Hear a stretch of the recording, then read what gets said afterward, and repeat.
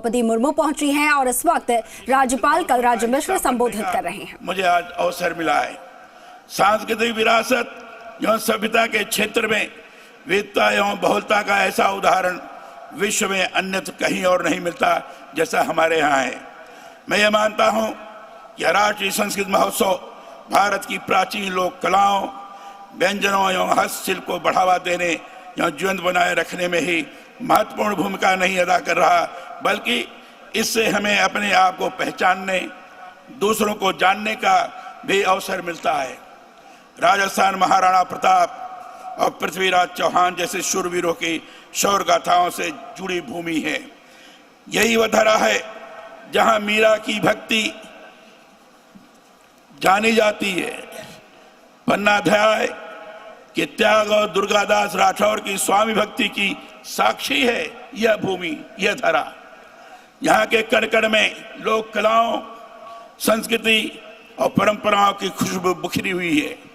पर्यटन की दृष्टि से मुझे लगता है राजस्थान सर्वाधिक आकर्षण लिए हुए है।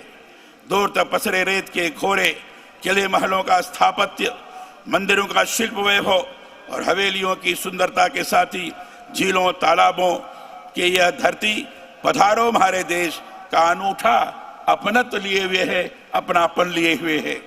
बीकानेर में जहाँ यह महोत्सव हो रहा है, संस्कृत की शानदार परंपराएं अपने में सजोए हुए है।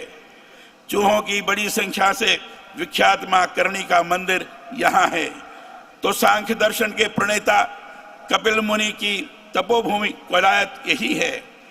दुलमेरा के लाल पत्थरों से निर्मित यहाँ के किले, महल और हवेलियां अद्भुत शिल्प और स्थापत्य के नमूने हैं।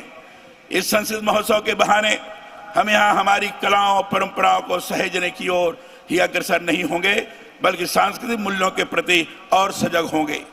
इन आयोजनों की यही सार्थकता है कि हम इनके जरिए धरोहर से रूबरू होने के साथ साथ विरासत को सहेजने के लिए भी प्रेरित होते हैं। मेले उत्सव मेल मिलाप ही नहीं कराते, बल्कि उनके जरिए हम अपने जड़ों से जुड़ते हैं। इनके बहाने आधुनिकता में गुम हो रहे जीवन मूल्यों की एक तरह से फिर से तलाश होती है। मनुष्य उत्सव धर्मी इसीलिए है कि इस बहाने वह अपने संस्कारों, परंपराओं से जुड़ा रहता है।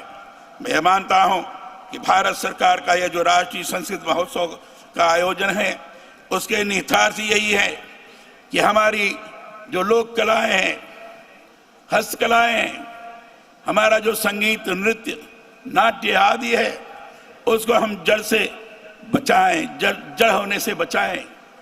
मैं ये भी जानता हूं कि संस्कृत महोत्सव लोक का आलोक है। लोक माने यह समस्त संसार, और उसका आलोक संस्कृत से जुड़े ऐसे मेले, मगरियों, नृत्य, संगीत की हमारी परंपराओं से ही है।